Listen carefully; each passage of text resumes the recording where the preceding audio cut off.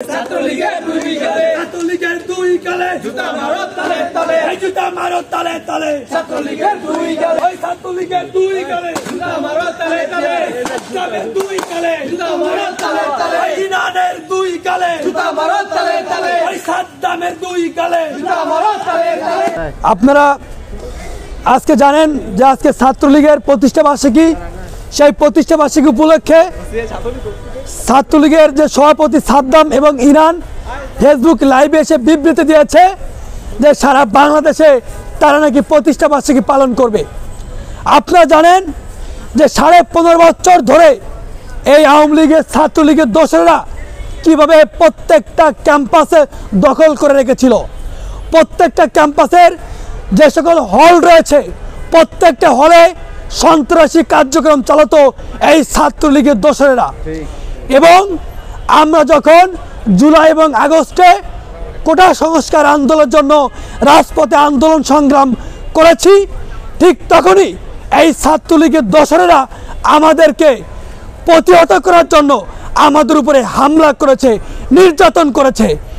আমরা দেখেছি, আমরা যখন সায়েন্স ক্লাব মোড়ে আন্দোলন করেছি কোটা সংস্কার আন্দোলনের জন্য, ঠিক তখনই এই ঢাকা কলেজের ছাত্রলীগের দোসরেরা তারা সাদ্দাম ইরানের প্রেসক্রিপশনে আমাদের উপরে হামলা করেছিল, আমাদের উপরে ককটেল বিস্ফোরণ করেছিল, ওপেন ফায়ার করেছে এই আওয়ামী লীগের দোসরেরা, ছাত্রলীগের দোসরেরা।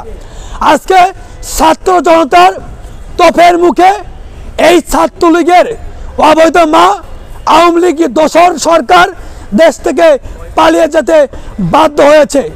আজকে বাধ্য হওয়ার পরে যে অন্তর্বর্তীকালীন সরকার গঠিত হয়েছে, সেই সরকার আসার পরে এই বাংলাদেশে তারা নিয়ম করেছে, একটা রুলস ম্যাপ তৈরি করেছে যে এই বাংলাদেশে ছাত্রলীগ অবৈধ ছাত্র সংগঠন যেখানে ছাত্রলীগকে পাবেন তাদেরকে আইনের আওতায় দিবেন, তাদেরকে জেল হবে।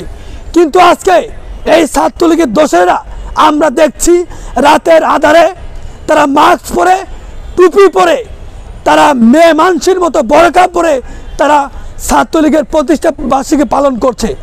আজকে আমরা ঢাকা কলেজের সাধারণ শিক্ষার্থীবৃন্দ আজকে মুক্ত মঞ্চ থেকে হুঁশিয়ারি করে বলে দিচ্ছি, এই ঢাকা কলেজের আশেপাশে যদি আমরা এই অবৈধ ছাত্র সংগঠনের ছাত্রলীগের কোনো অবৈধ সন্তানদের যদি পাই বা তাদের প্রোগ্রাম করতে যদি আসে, আমরা তাদের কিন্তু ছাড় দিব না, তাদের পিঠের চামড়া আমরা উঠে দিব। কারণ তারা 15.5 বছর ধরে সাধারণ শিক্ষার্থীদের উপরে যে নির্যাতন জুলুম চালিয়েছে সেটা আপনারা দেখেছেন, আমরা এটা আর হতে দিব না।